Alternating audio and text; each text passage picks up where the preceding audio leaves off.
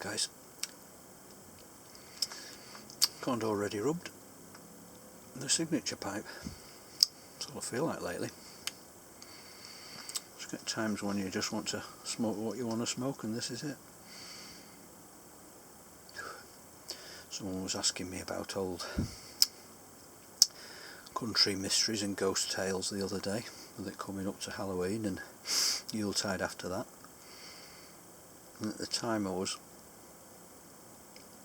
looking at some possible places to go fishing in summer next year in Lancashire, and I stumbled across a very interesting story which was, I suppose it's a mystery and a ghost story in a way.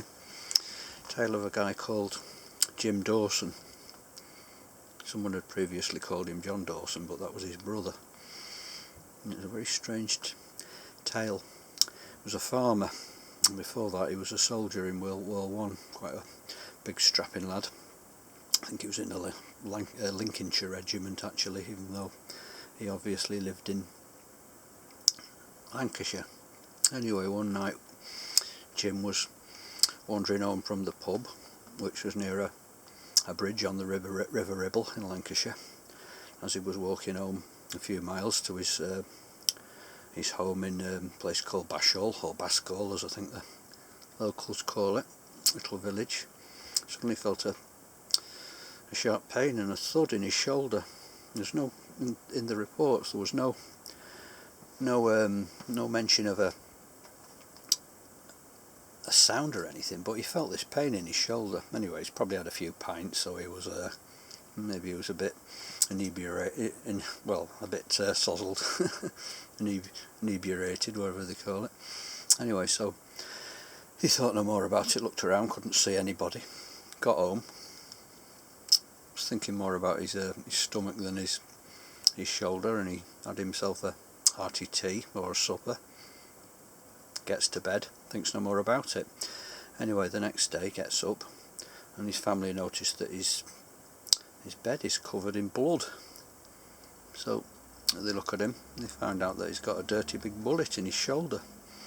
Yeah, the police came round and they found out that it was a homemade bullet, so they checked all the local farms, couldn't find any gun that matched it, nothing at all about it, nobody seemed to know anything about it. So the next thing you know, Jim takes them back to the place where he'd actually been shot. Time goes on. A few days later, he's in a rest home recuperating, and he dies. So it was a murder. So actually, in effect, Jim had taken the police back to the place where he was murdered, which is strange but true. And 1934 this was, like I say. So police asked everybody in the village what was going on. Nobody knew anything about it. The complete village locked down on it. It was just like we're not telling anybody if we know anything or if we don't. Nobody said a word about it.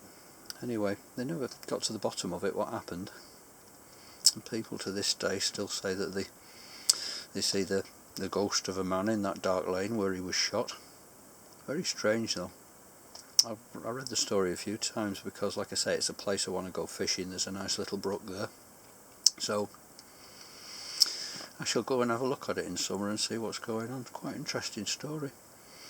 But nobody to this day knew, or if they did, they weren't saying what had happened to poor old Jim. So, bit of a funny story, but there you go. Call it a ghost story if you want. Don't know.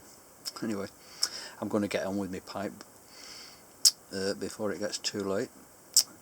Thanks for watching, guys. See you soon.